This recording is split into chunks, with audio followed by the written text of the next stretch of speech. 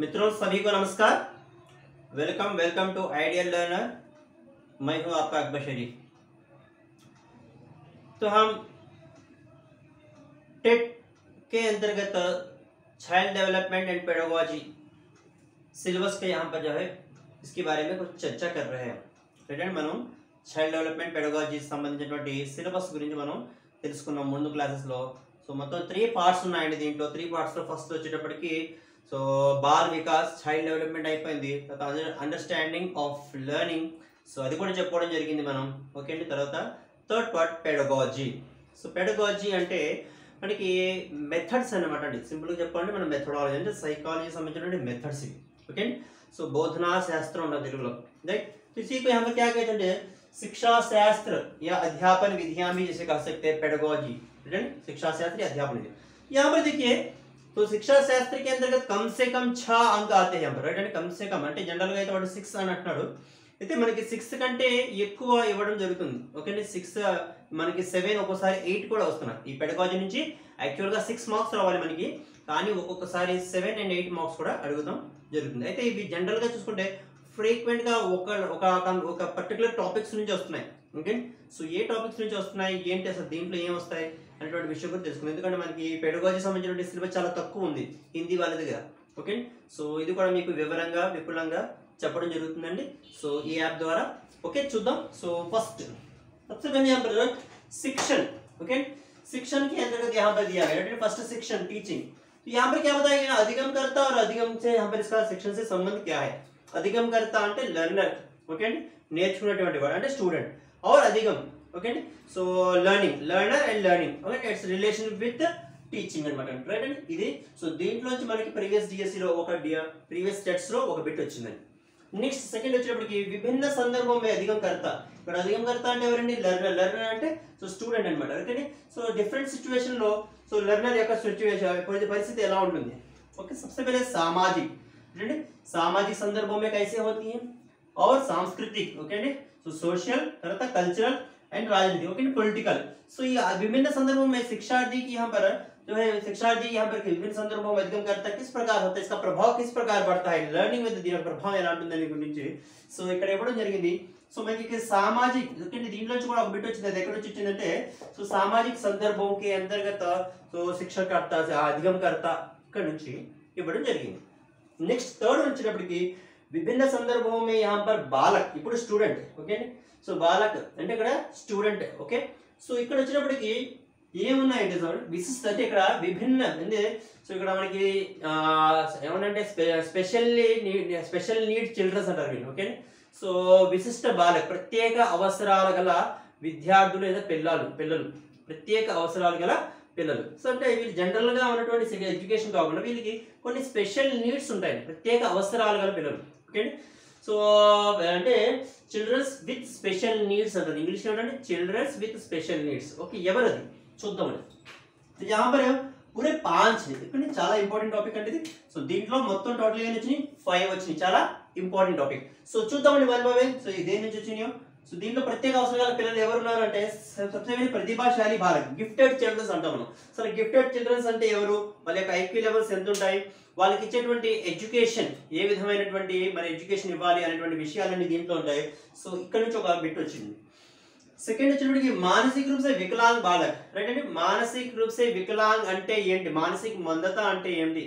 Okay అండి, so ఈ మానసిక మందత సంబంధించినటువంటి దాంట్లో మళ్ళీ మస్తిష్క పక్షవాతం అనేటువంటి దాని గురించి వాటి గురించి ఇవ్వడం జరిగింది। అలాగా మానసిక రూప్ సే వికలాంగ్ బాలక్ లక్షణాలు ఏంటి, సో దానికి కారణాలు ఏంటి, సో దానితో పాటు వాళ్ళ యొక్క ఎడ్యుకేషన్ ఎలా ఉంటుంది, వాళ్ళకి ఎటువంటి విద్యను అందించాలి, ఇవన్నీ విషయాలు దీంట్లో అడగడం జరుగుతుంది। సో దీని నుంచి కూడా ఒక బిట్ రావడం జరిగింది। సో నెక్స్ట్ వచ్చేటప్పటికి అధిగమ అక్షమత, లెర్నింగ్ డిజేబిలిటీస్, చాలా చిన్నదండి, సో చాలా ఇంపార్టెంట్, ఖచ్చితంగా దీనికి ఒక బిట్ ఉంటుంది। ఓకే, సో మనకి ఈ ఎస్జిటి తెలుగు సిలబస్ లో అయితే ఖచ్చితంగా ఒక ఇది దీంట్లో ఒక బిట్ లేకుండా అసలు పేపర్ ఉండడం లేదు, సో చాలా ఇంపార్టెంట్। ఓకే, సో చూద్దాం ఏముంటాయంటే అధిగమ అక్షమత అంటే ముఖ్యంగా సో ఒకటండి డిస్లెక్సియా, డిస్గ్రాఫియా, డిస్కాలిక్యులియా, డిస్పేసియా।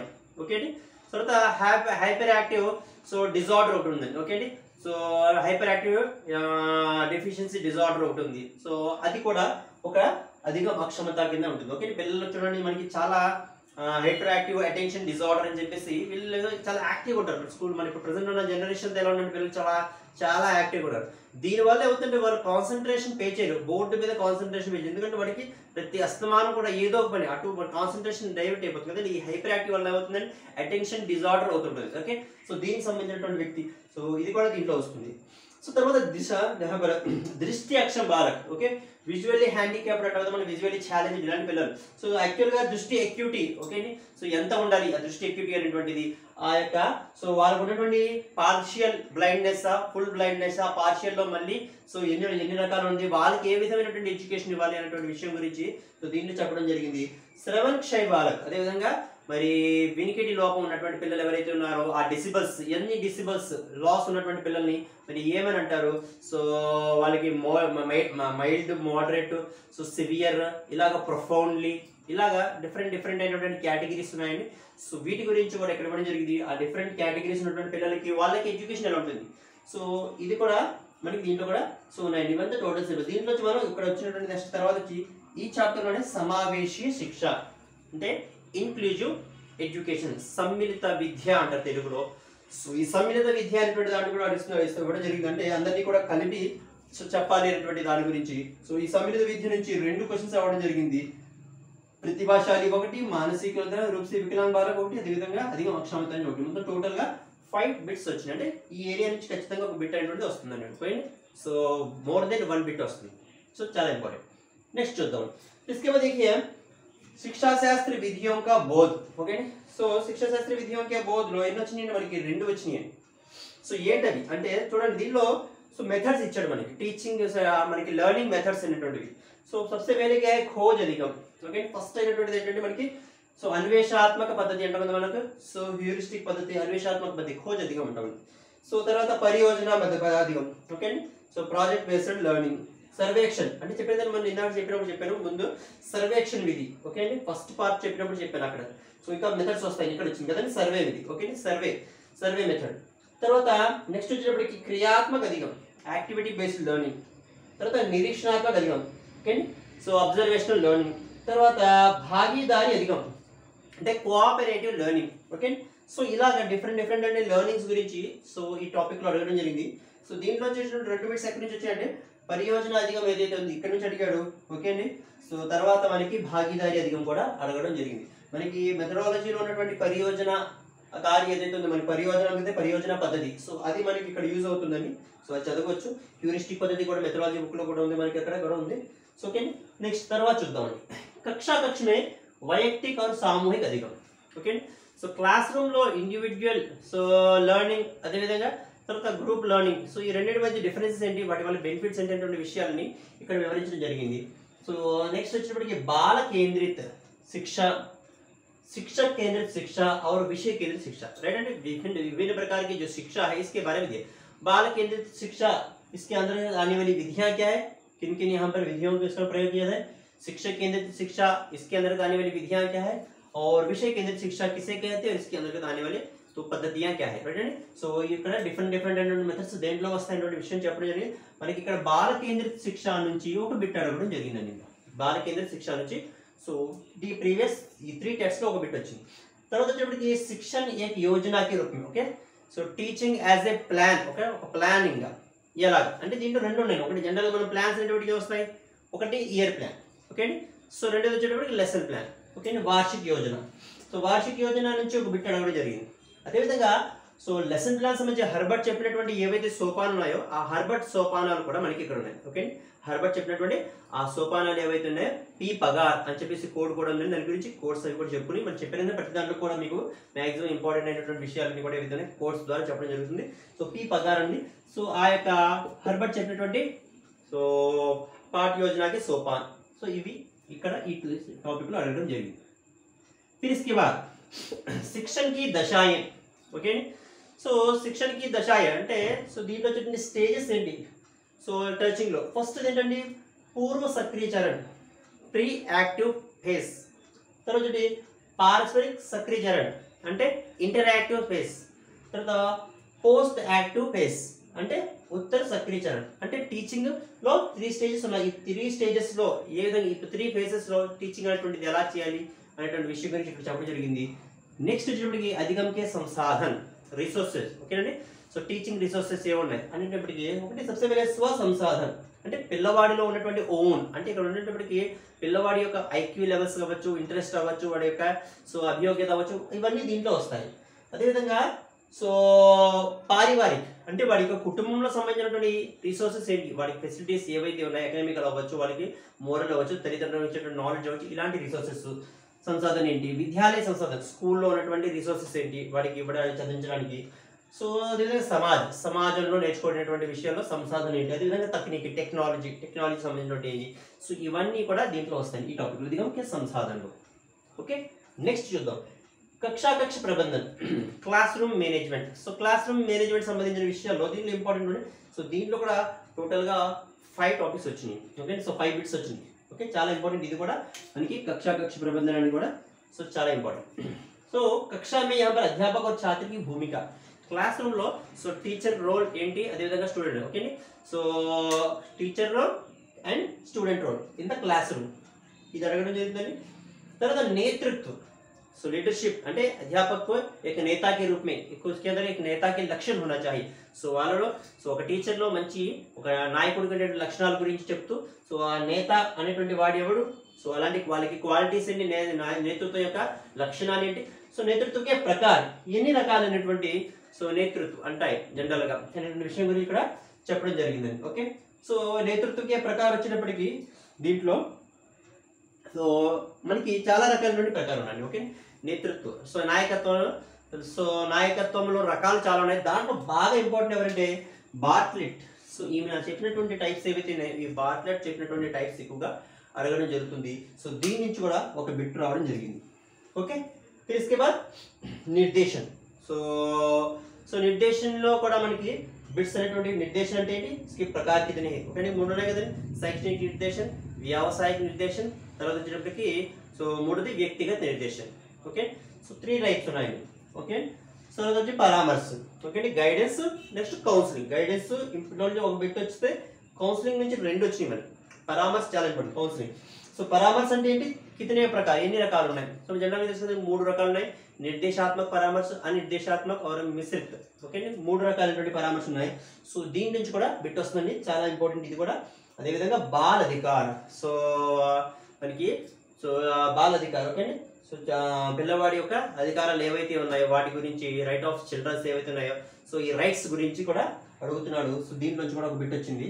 సో ఇవన్నీ కూడా ఇంపార్టెంట్. అంటే కక్ష ప్రబంధన అనేటువంటిది మనకి ఎక్కువ ఇంపార్టెంట్ కనిపిస్తుంది. దాంతోపాటు సో విశిష్ట ఆవశ్యకత అనే బాలక్. Okay, childrens with special needs, ఈ 2 కూడా మనకి చాలా ఇంపార్టెంట్ అనే టాపిక్స్ గా కనిపిస్తున్నాయి. సో దాంతోపాటు సతత సమగ్ర మూల్యాంకనం. Okay, CCE continuous and comprehensive evolution. So ఈ సిసిఈలో వచ్చేటప్పటికి మనకి మాపాలంటే ఏంటి, మూల్యాంకనం అంటే ఏంటి, అదేవిధంగా సతత సమగ్ర మూల్యాంకనం అంటే ఏంటి, కంటిన్యూస్ అండ్ కాంప్రహెన్సివ్ ఎవల్యూషన్ అనేది ఏంటంటారు, దాని యొక్క ఆవశ్యకత ఏంటి, దాంట్లో వచ్చేటువంటి విషయాలు ఏంటి, ఇవన్నీ వివరించండి. సో దీని నుంచి కూడా 2 బిట్స్ రావడం జరిగింది మన ప్రీవియస్ 3 టెస్ట్స్ లో. నేను ఓన్లీ 3 టెస్ట్స్ ని బేస్ చేసుకుని మాత్రం చెప్తున్నాను. అంటే రీసెంట్ గా అడిగినటువంటి విషయాలు ఏదైనా సో దీని గురించి తెచ్చుకున్నాను. అంటే 2017-18. ఎందుకంటే సో మనకి ఈ సైకాలజీ సిలబస్ ఏదైతే ఉందో ఫస్ట్ టెట్ లో ఉన్నటువంటి సిలబస్ వాడు ఇచ్చేటువంటిది ఒక ఇంగ్లీష్ బుక్ ని బేస్ చేసుకుని ఇచ్చాడు. అప్పుడు డిఎడ్ బుక్ కాదు, మన హిందీ బుక్ కూడా కాదు. ఓకే, సో వాళ్ళకు కూడా చాలా విషయాలు దొరికేవారు. తర్వాత సో నెక్స్ట్ ఏం చేస్తారంటే డిఎడ్ బుక్ లో కొన్ని చేంజెస్ చేసి ఇంకొద్ది ఎక్స్ట్రా సిలబస్ అనేటువంటిది ఇవ్వడం జరిగింది. సో ఇప్పుడు ఏం చేస్తున్నారు, ఇప్పుడు అంటే డిఎడ్ బుక్ ని బేస్ చేసుకుని మెయిన్ గా డిఎడ్ బుక్ ని బేస్ చేసుకున్నాడు, దాంతో పాటు ఇంకొంచెం డెప్త్ కి వెళ్తున్నాడు. సో కాబట్టి మనం సో ఆ బిఎడ్ బుక్స్ ని బేస్ చేసుకుని దాంతో పాటు మీకు చెప్పాను కదా ఇంకొంచెం అడ్వాన్స్ గా మనకి దగ్గర ఉన్నటువంటి సో బుక్ చెప్పాను మీకు, అడ్వాన్స్ జనరల్ సైకాలజీ, వాటిని కూడా బేస్ చేసుకుని మీకు సో మంచి ఇంకా అవుట్పుట్ ఇవ్వడానికి ప్రయత్నం చేద్దాం. ఓకే, నెక్స్ట్ తర్వాత దీంట్లో ఇంకా నెక్స్ట్ విషయాలు వస్తాయి. इसके बाद देखिए यहाँ पर तो नेक्स्ट వచ్చేది आरटी एक्ट 2009. ఒకసారి చూద్దాం మళ్ళీ చూడండి. शिक्षण अधिगमकर्ता और अधिगम से संबंध. ఓకే, టీచింగ్ తో సో अधिगमकर्ता అంటే లెర్నర్ అండ్ లెర్నింగ్ దీని యొక్క సంబంధం. తర్వాత విభిన్న సందర్భం में अधिगमकर्ता. సో ఒకటి సామాజిక, 2 సాంస్కృతిక, రాజనీతిక సందర్భం में శిక్షాది ఇది అడుగుతున్నాడు. తర్వాత ఏంటంటే విభిన్న సందర్భం में బాలక అంటే ఇక్కడ విశిష్ట బాలక అన్నమాట. ఎవరైతే ఇక్కడ మనకి చిల్డ్రన్ విత్ స్పెషల్ నీడ్స్ అంటామో ఆ చిల్డ్రన్ విత్ స్పెషల్ నీడ్స్ లో ఉన్నటువంటి పిల్లలందరూ కూడా ఇక్కడ వస్తారు. ఓకే, సో దీంట్లో ఎవరు వస్తారంటే సో ప్రతిభాశాలి బాలక వస్తారండి. తర్వాత మానసిక विकलांग बालक, अधिगम अक्षमता वाले अधिगम अक्षमताएं क्या है, और दृष्टि अक्षम बालक और श्रवण क्षय बालक. సో వీళ్ళు అడుగుతారు. ఓకే, ఇక్కడ నుంచి 5 బిట్స్ వచ్చినాయి చెప్పారు కదా, ఇంపార్టెంట్. తర్వాత సమావేశీ శిక్ష, ఇంక్లూజివ్ ఎడ్యుకేషన్ కూడా అడుగుతున్నారు. తర్వాత శిక్షా శాస్త్ర విధియోं का बोध. సో దీంట్లో మనకి చాలా खोज अधिगम, परियोजना अधिगम, తర్వాత క్రియాత్మక అధిగం, రైట్. సో మనకి భాగీదారీ అధిగం, collaborative, okay, cooperative learning. So ఇలాంటివన్నీ కూడా సో దీంట్లో అడగడం జరిగింది. ఓకే, సో నెక్స్ట్ తర్వాత कक्षा कक्ष में वैयक्तिक और सामूहिक अधिगम, రైట్ అండి. క్లాస్ రూమ్ లో ఇండివిడ్యువల్ గ్రూప్ స్టడీ యొక్క ఆవశ్యకత. బాల కేంద్రిత శిక్ష, శిక్షక కేంద్రిత శిక్ష और విషయ కేంద్రిత శిక్ష. ఓకే, సో ఇది అడుగుతున్నాడు. చైల్డ్ సెంటర్డ్ ఎడ్యుకేషన్, తర్వాత వచ్చేటప్పటికి సో टीचर सेंटर्ड, తర్వాత వచ్చేటప్పటికి సబ్జెక్ట్ సెంటర్డ్, ఇవన్నీ కూడా. తర్వాత शिक्षण एक योजना के रूप में, so teaching as a plan, దాంట్లో మనకి వార్షిక యోజన, ఇయర్ ప్లాన్, తర్వాత హర్బట్ యొక్క పాఠ్య యోజనకి सोपान, ఇవి అడుగుతున్నాడు. తర్వాత వచ్చేటప్పటికి शिक्षण की दशाएं, पूर्व सक्रियकरण, पारस्परिक सक्रियकरण और उत्तर सक्रियकरण, 3 स्टेजेस से होते हैं, 3 फेजेस से होते हैं. सो ये भी अधिगम के संसाधन, टीचिंग रिसोर्सेस, टीचिंग रिसोर्सेस వచ్చేటప్పటికి स्व संसाधन, परिवार, विद्यालय और समाज तकनीकी, ఈ 5 విషయాలు అడుగుతున్నారు. తర్వాత కక్షా కక్ష ప్రబంధన, క్లాస్ రూమ్ మేనేజ్మెంట్ లో ఇది చాలా ఇంపార్టెంట్ సో ఏరియా. సో ఇక్కడ వచ్చేటప్పటికి కక్షా में हम पर अध्यापक और छात्र की भूमिका, సో దానికి వచ్చిన తర్వాత నేతృత్వ, దాంట్లో ప్రకారం అడుగుతున్నాడు. దాంట్లో పర్టికులర్ గా బార్ట్లెట్ కి ప్రకారం మనకి ఇంపార్టెంట్. తర్వాత నిర్దేశన్, పరామర్శ, బాల్ అధికార్, తర్వాత సతత సమగ్ర మూల్యాంకన, నెక్స్ట్ టాపిక్. సో దీంతో పాటు నెక్స్ట్ వచ్చేప్పటికి ఆర్టీఈ యాక్ట్ 2009, ఇవ్వండి. RTE act 2009,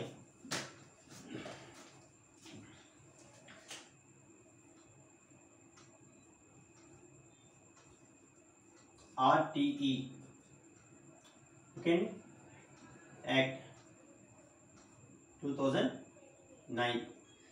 so RT 2009, so దీని నుంచి రావడం జరుగుతుంది. ఇదండి శిక్షా అధికార్, దీన్ని ఏమంటాడు మనం, శిక్షా అధికార్,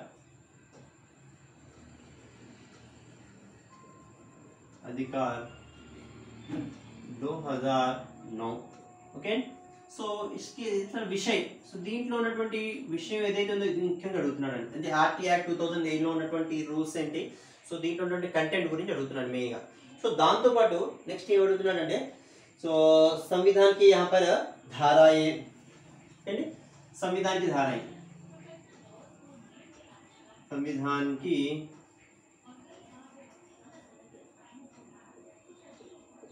సో మనకి ఈ సెక్షన్స్ ఏవైతే ఉన్నాయో ఈ సెక్షన్స్ నుంచి వస్తున్నాయి మన. సో ఈ దీంట్లో ఉన్నటువంటి సెక్షన్ చెప్పండి. సో ఈ సెక్షన్స్ ప్రకారం మనకి వాళ్ళ ప్రతి ఏ సెక్షన్ లో ఏ విషయం వస్తుంది అనేటువంటి విషయం గురించి అడుగుతున్నాడు. సంవిధానికి ధాయ, అదేవిధంగా कक्षा के अंतर्गत, कक्षा में అంటే సో విద్యాలయ में छात्रों की संख्या, ఓకేండి. సో దీంట్లోనే छात्रों की संख्या అంటే పిల్లల యొక్క ఎన్రోల్మెంట్ और शिक्षक, ఓకే. సో ఎంతమంది పిల్లలకి ఎంతమంది టీచర్స్ ఉండాలి ప్రాథమిక మాధ్యమిక స్థాయిలో. సో ప్రాథమికోన్నత మాధ్యమిక స్థాయిలో ఎంతమంది పిల్లలకి ఎంతమంది టీచర్స్ ఉండాలి అనేటువంటిది ఇది అడుగుతాను. సో ఎన్రోల్ అడుగుతారు. దాంతోపాటు మరి రైట్ शैक्षिक कार्यों की घंटे में, राइट, टीचिंग आवर्स, शैक्षिक कार्य के घंटे, तो कितने घंटे అంటే సో వారంలో ఎన్ని గంటలు పనిచేయాలి ప్రాథమిక పాఠశాల, ప్రాథమికోన్నత, అదేవిధంగా ఉన్నత పాఠశాల, అదేవిధంగా గృహ కార్య, ఓకే. సో మన పిల్లవాడికి సో హోంవర్క్ ఎన్ని గంటలు ఇవ్వాలి, ప్రాథమిక స్థాయిలో ఎంత, ప్రాథమికోన్నత స్థాయిలో ఎంత, ఉన్నత స్థాయిలో ఎంత. సో ఇలాంటి విషయాలన్నీ కూడా దీంట్లో అడగడం జరిగింది. ఓకే, సో దీని నుంచి మరి ఎన్ని ప్రశ్నలు వచ్చాయంటే సో 3 క్వశ్చన్స్ వచ్చింది. ఓకే, 3 క్వశ్చన్స్ వచ్చినాయి. छात्रों की संख्या और शिक्षक నుంచి 2 క్వశ్చన్స్ వచ్చినాయండి. సో కంటెంట్ ఏదైతే ఉందో దాని నుంచి 1 క్వశ్చన్ వచ్చింది. టోటల్ గా దీనిలో వచ్చినటువంటివి ఏంటంటే టోటల్ గా 3 వచ్చింది. ఓకే, సో నెక్స్ట్ దాని తర్వాత వచ్చేటప్పటికి 13th one NCF national curriculum framework 2005, NCF 2005. Okay, so NCF 2005 okay, so ఎంతసేపు 2005లో ఉన్నటువంటి విషయాలు. సో అంటే కంటెంట్ అడుగుతున్నాడు అండి దీంట్లో. సో దాంట్లో ఉన్నటువంటి విషయం ఏంటంటే కంటెంట్ అడుగుతున్నాడు. సో దాంతోపాటు ఏమడుగుతున్నాడు అంటే విభిన్న ఆయోగ్. సో विभिन्न आयोग और सिफारिशें, विभिन्न आयोग और सिफारिश. సో డిఫరెంట్ అయినటువంటి కమిటీస్ ఏవైతే ఉన్నాయో వాళ్ళు ఎడ్యుకేషన్ గురించి ఇచ్చినటువంటి సో స్వాతంత్రానంతరం ఓకే అండి ఇచ్చినటువంటి మరి సిఫారిష్ ఏంటి, వాళ్ళు ఇచ్చినటువంటి సూచనలు ఏంటి అనే విషయం దీంట్లో కూడా మరి బిట్ అనేటువంటిది అడగడం జరుగుతుంది. ఇక్కడ దీంట్లో ఎన్ని క్వశ్చన్స్ వచ్చినాయంటే మీకు ఒకటి వచ్చిందండి ఎన్సీఎఫ్ 2005 కంటెంట్ నుంచి మనకి. సో ఒక బిట్ అవ్వడం జరిగింది ఓకే అండి. సో దీని నుంచి ఒక బిట్ వచ్చింది ఓకే అండి. సో ఇది మనకి పెడగాజీ. సో దీంతో ఇవి కాకుండా ఇంకొక ఎక్స్ట్రా ఒకటి వస్తుందండి, ఎడ్గర్ డేల్. ఏంటండి ఎడ్గర్ డేల్ అనుభవ్ శంకు. అనుభవ్ శంకు అంటారండి దీన్ని, లేదా త్రికోణ్ అంటారు, లేదా త్రికోణ్. ఎడ్గర్ డేల్ అనుభవ్ శంకు యా అనుభవ్ త్రికోణ్ ఓకే. సో ఇది మనకి TLM teaching and learning material ఏదైతే ఉందో దీంట్లో వస్తుంది ఈ టాపిక్. యాక్చువల్గా అయితే మనకి ట్రై మెథడ్స్ ఏవైతే ఉన్నాయో ట్రై మెథడ్స్ ఎస్జిటి వాళ్ళకి అడుగుతున్నాడు, కానీ మనకి ఎస్జిటి పేపర్స్లో సైకాలజీలో అడగడం జరిగింది. కాబట్టి మన హిందీకి సంబంధించి కూడా ఎడ్గర్ డేల్ సంబంధించినటువంటిది అనుభవ్ శంకు అనేటువంటిది సో వచ్చేటువంటి అవకాశం ఉంది. కాబట్టి ఇది కూడా ఇంపార్టెంట్, మనం దీని గురించి కూడా చర్చించుకుంటాం. సో ఓవరాల్గా మనకి ప్రతి ఏరియా నుంచి కూడా మనకి సో టాపిక్ ఏది కూడా మిస్ చేయకుండా చూడండి. మనకి వేసినటువంటి ప్రతి దాంట్లో మ్యాక్సిమం అన్నీ కూడా చూడండి. మనకి పార్ట్ 1 అవ్వచ్చు, పార్ట్ 2 అవ్వచ్చు, అదేవిధంగా పార్ట్ 3 అనేటువంటి పెడగాజీ అవ్వచ్చు. ప్రతి టాపిక్ కూడా కవర్ చేస్తాడు. దీంట్లో కొన్ని టాపిక్స్ కొద్దిగా బాగా ఇంపార్టెంట్ అయినవి. సో ఈ యొక్క టాపిక్స్ ఏవైతే ఉన్నాయో వీటిని నేను మీకు సో క్లియర్గా విత్ ఎగ్జాంపుల్స్, ఎందుకంటే దీంట్లో మనకి మెయిన్ ఎగ్జాంపుల్స్ అనేవి ఇంపార్టెంట్ చెప్పేటప్పుడు ఆ ఎగ్జాంపుల్స్ తర్వాత దీంట్లో అప్లికేషన్ మెథడ్ ఏదైతే ఉందో దీనికి సంబంధించినటువంటి మరి క్లాసెస్ అవి కూడా ఆ విధంగా చెప్పడం అప్లికేషన్ మెథడ్లో, అదేవిధంగా టెస్ట్ కూడా మీకు సో ఆ విధంగా అప్లికేషన్ మెథడ్లో ఇవ్వడం జరుగుతుంది. కాబట్టి మీరు తప్పకుండా మా యొక్క ఈ యొక్క సైకాలజీ లేదా పూర్తి కోర్స్ ఏదైతే ఉందో దీన్ని పర్చేస్ చేయండి. ఇంటి దగ్గర ఉంటూ మీరు టెట్కి సో ప్రిపేర్ అవడానికి ఉన్నటువంటి ఈ అద్భుతమైన అవకాశాన్ని వినియోగించుకొస్తే నేను కోరుతున్నాను. Thank you very much. నమస్కారం.